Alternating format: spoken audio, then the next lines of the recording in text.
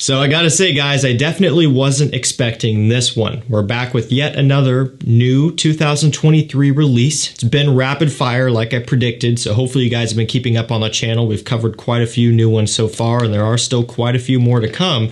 Of all things, we have Rochas Man Intense. So this one is kind of interesting. I learned something new and I did a little bit of digging, and this is technically not new.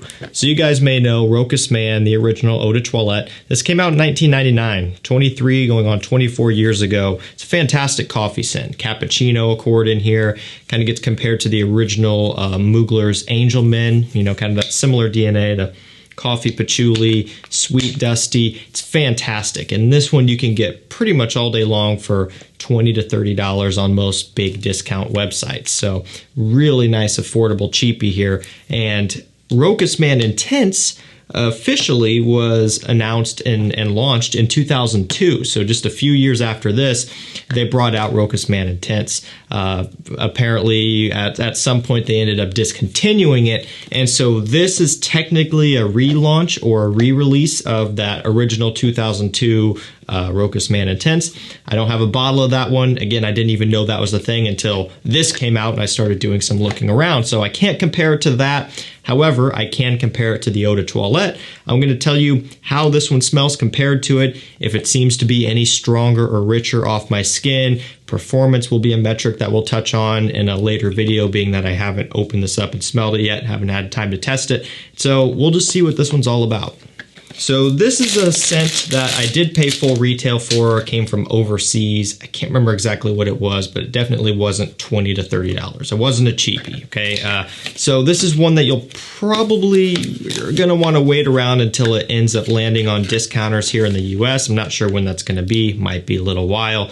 But you know, when you can get these Rochas Man fragrances for not just these, but you know, L'Homme and Mustache for just better prices below retail, this is one you might not want to jump out and get right away. Although for me, I was definitely excited. So here's the bottle, and you can definitely tell a difference in coloration big time. And look, it's just that, it's coloration. This doesn't automatically mean it's going to be stronger and darker. It's just something that brands do, so you can tell the difference between them.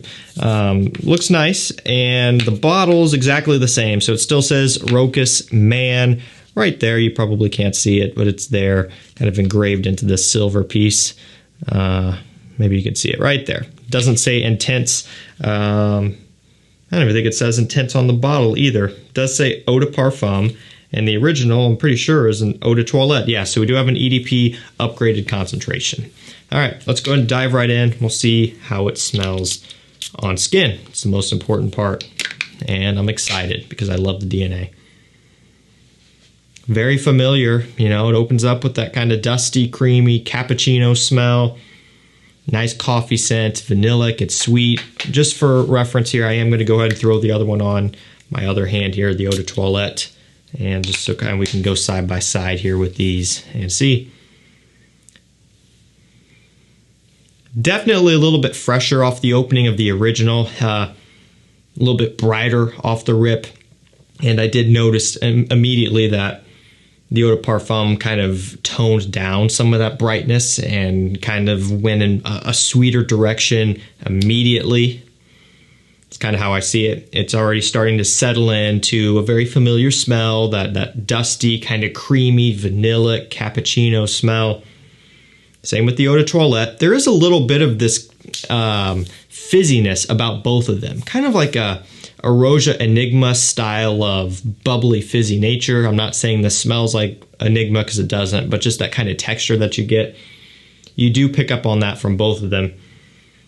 And again, you know, the Eau de Toilette still is trending in that slightly fresher direction on skin, as you can tell. And then the Eau de Parfum has already settled into something a little bit heavier and sweeter here pretty much immediately. So I would say when you first get them on, the differences aren't necessarily huge. It is very much Rochas Man. I mean, they're not deviating from the DNA at all. For a lot of people, they aren't going to be all that different. I mean, they're going to be very similar to each other. So we'll take a look at the note breakdown here. Let's see. Let's see what we've got. So lavender, citruses, cappuccino, cedar, and vanilla. So lavender, citruses up top, cappuccino, cedar in the mid, vanilla in the base. It's stripped back a little bit. When you go to the Eau de Toilette, we have lavender and bergamot up top, cappuccino, raspberry, cedar, and lily of the valley in the mid, vanilla, amber, sandalwood, and patchouli in the base. So they're ditching some notes. I don't think that they have excluded those notes from the actual scent. I do think they are removing them from the note breakdown just for simplicity's sake. A lot of brands are doing that. Because I can definitely tell you that from the Eau de Parfum, I am still getting that patchouli accord. One thing I will say is different though, as I'm smelling the EDT, I kind of forgot how much you do pick up on some of those florals. Most notably, maybe the jasmine. It's a white floral. It's not taking over the scent. It never has. It's still very much, cappuccino, coffee dominant, some lavender aromatics and sweetness, but there is definitely that fresh balance coming from the florals, and I find that in the new Intense Eau de Parfum, not really getting that as much. It's kind of losing some of that brightness. They did simplify the top just by putting citruses instead of a bergamot. And again, to be fair, I don't really get a ton of that off the opening of the new Eau de Parfum Intense here. Still very much getting the lavender, the coffee, and cedarwood for sure. And then again, not listed, that patchouli accord in here, which kind of grounds this one and makes it a little bit more masculine. And personally, I would say that once you start to get them into the position where they're starting to dry down, kind of working into the mid here as they're both settled, the differences do become a little bit more clear. Off the opening, you could tell, but I would say a lot of people wouldn't be able to tell a huge difference. Even I don't think off the opening there's a huge difference. Now that you've got them kind of settled in, the differences become more clear. And it simply is the fact, and I hate to say it and make it sound this simple, but it really is quite this blunt.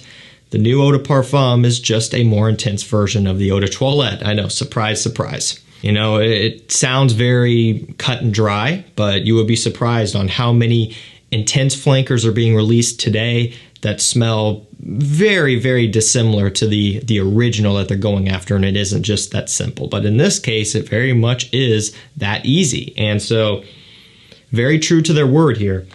It's a more amped up, stronger version of that original Eau de Toilette that has been out and been loved for years at this point. And again, I can't compare the new Intense to the old Intense that was released in 2002 because I don't have it, didn't even know it was a thing. So, I don't know if it's just bringing that same exact DNA back for whatever random reason they thought of reviving it. I don't really know, but I can tell you that there are some nice differences here in the dry down. And if I had to pick a favorite, it would just depend. It's one of those deals where, do I want a little bit of that fresh pop, some of the supporting white floral freshness, maybe even some of that raspberry accord that's a little bit more punchy from the EDT? Or do I want something that's going to be heavier and darker like the Intense? I could kind of see it as one of those deals where I would maybe wear the EDP, the Intense, in the evening time when I want something that's a little bit more maybe seductive, a little bit more sweet, and I would wear the Eau de Toilette during the daytime. Spring, fall, winter, daytime, that would be great for this one, the Eau de Toilette. And then when the evenings roll around, then you could bust out the Eau de Parfum, the Intense, and kind of have it be a little bit more rich. In terms of what the public would like more, you might have better luck in terms of mass appeal, maybe with the EDT. Fresh and sweet is always the way to go. I'm sure you guys have figured that equation out as well. But in terms of fragrance enthusiast and something that's going to be a little bit more interesting, have a little bit more going on, I think the Eau de Parfum Intense is a really nice addition here, and I do think a lot of you guys would end up liking this new one. But as far as that goes, that's pretty much it. It's just amped up. It's, more heavy, more sweet, just kind of stripping back the fresh notes. Now, in terms of performance, that's something we're going to have to test. The Eau de Toilette, never been a beast mode scent, but for the price and the composition, it's not really something I would expect. I would imagine that the Eau de Parfum would be stronger because not only is it a higher concentrated scent, but it's also utilizing some heavier notes to a greater extent here. So I would like to see this one do better. I would imagine it would. I don't think it's going to be a beast mode 12-hour scent by any means, but if we could get a good, consistent 8 to 9 hours of longevity out of it, I would be happy with that. In terms of projection, right now it's not doing anything crazy. Definitely going to be more of a personal scent, and it probably even projects a little bit less than the EDT. Again, the EDT has that brighter, kind of snappier delivery, whereas the Eau de Parfum is ultimately a little bit heavier and sweeter. This would be the type of thing where if you're wanting to get noticed by it heavily, more is a good thing in terms of your application sprays. Definitely go a little bit heavier on the trigger. However, if you're just someone who wants a nice, pleasant scent and you kind of want more of a personal deal going on, the Eau de Parfum would deliver that. And I do think it will do a good job of leaving a nice trail in the air as well, given that it has a heavier and more dense kind of composition. I think that's pretty much going to do it for me, guys. Nice flanker. Nothing that's going to blow you away because it is still very similar to Rochas Man. It's not like you're getting something brand new and a fresh take. I'm a big fan of the original. You guys know that, but and this is nice, but it's not going to have me super, super excited. Not to say I am excited to have it around, though. I think it was random and unexpected, but cool to see. Who knows how long it's going to stick around, just like they did with the 2002 Intense. So I don't know if it'll end up becoming a collector's edition or collector's piece like the Intense was at one point or not. But once it is available here in the US on a discounted price, I think it would definitely be worth a pickup. Seeking it out at retail right now, buying it from overseas, I don't think it's different enough to really warrant that purchase. That's going to do it for me, guys. Thank you so much for watching. Stay safe, stay healthy, and we'll see you tomorrow with another one. Take care.